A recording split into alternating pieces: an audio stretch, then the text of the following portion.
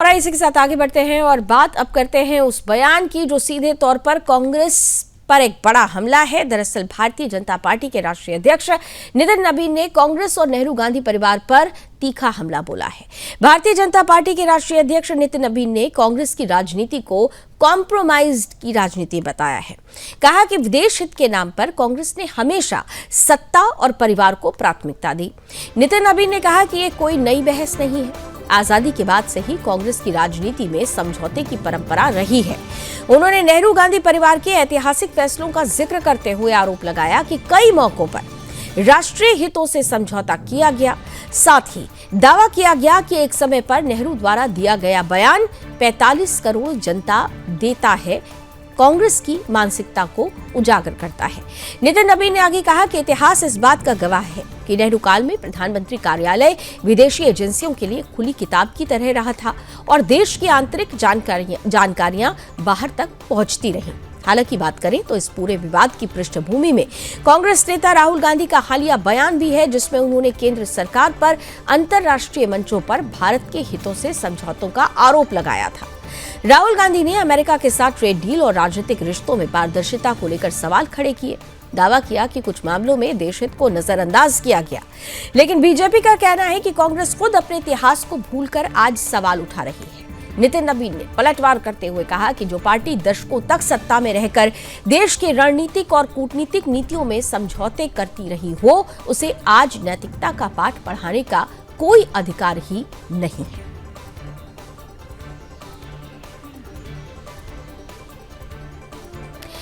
और देखिए, एक तरफ बयानों के माध्यम से बयान तीर जारी है तो दूसरी तरफ पोस्टर वॉर भी छिड़ चुका है। एक तरफ कांग्रेस पार्टी ने प्रधानमंत्री नरेंद्र मोदी का ये पोस्टर सामने रखा तो बीजेपी भी पीछे नहीं रही। कॉम्प्रोमाइज्ड राजीव गांधी की तस्वीरें और सोनिया गांधी वॉज कॉम्प्रोमाइज्ड, इस पोस्टर के जरिए भी एक नया पोस्टर वॉर छिड़ चुका है। यानी बीजेपी और कांग्रेस एक बार फिर से आमने सामने है। मुद्दा सीधा सीधा है।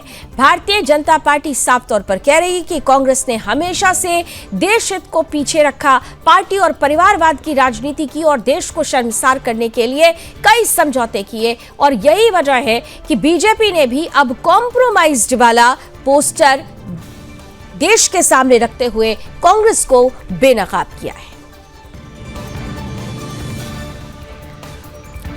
और इस पूरे प्रकरण में बीजेपी के राष्ट्रीय अध्यक्ष नितिन नबीन क्या हमला बोल रहे हैं, उन्हीं के शब्दों में सुनते हैं। और केंद्रीय मंत्री पीयूष गोयल ने भी इस पर प्रतिक्रिया दी है। आइए ये दोनों प्रतिक्रियाएं आपके सामने रखते हैं। आज स्टोरी को मैं आपके सामने रख रहा हूं। किस प्रकार से गांधी परिवार का कंप्रोमाइज मिशन चलता रहा, देश की जनता को कंप्रोमाइज कर हमेशा अपने हितों की रक्षा पर कैसे पूरा नेहरू गांधी परिवार काम किया है, मैं उसकी जानकारी थोड़ा आपसे साझा कर रहा हूं।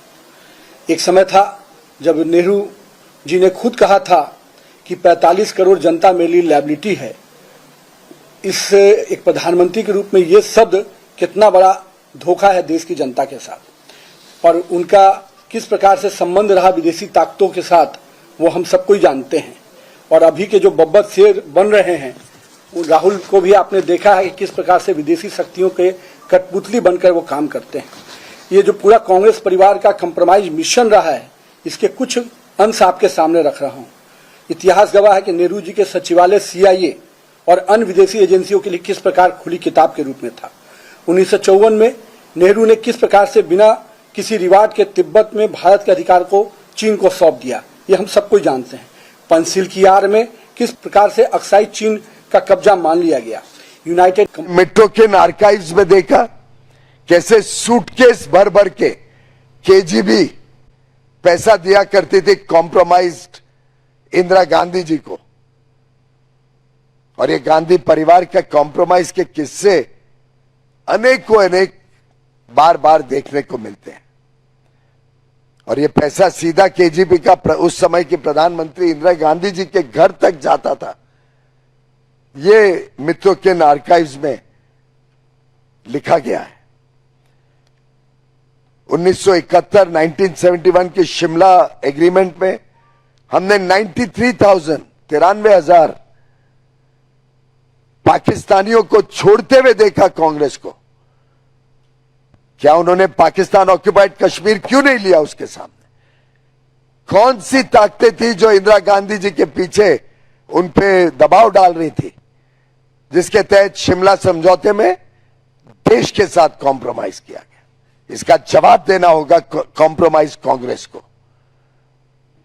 क्यों पाकिस्तान ऑक्युपाइड कश्मीर नहीं लिया गया जब 93,000 पाकिस्तानियों को छोड़ा गया, बिना देश के हितों को संभालते हुए, देश के साथ कॉम्प्रोमाइज करके, देश के सुरक्षा के साथ गांधी परिवार ने कॉम्प्रोमाइज किया।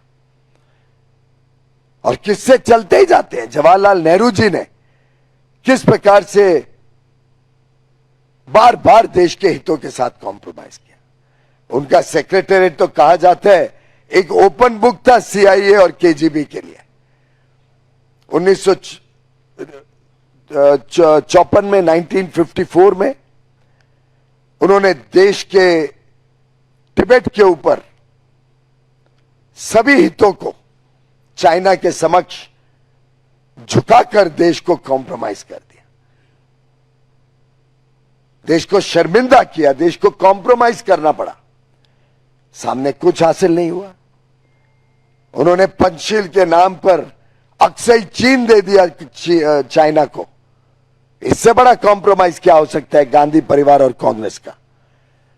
और चिट्ठियां लिखी यूनाइटेड नेशंस को कि चाइना को परमानेंट मेंबर बनाया जाए यूएन सिक्योरिटी काउंसिल का, जहां भारत को बनना चाहिए था। भारत ने अपनी सीट छोड़कर चिट्ठियां लिख के कहा चाइना को बना दिया जाए यूएन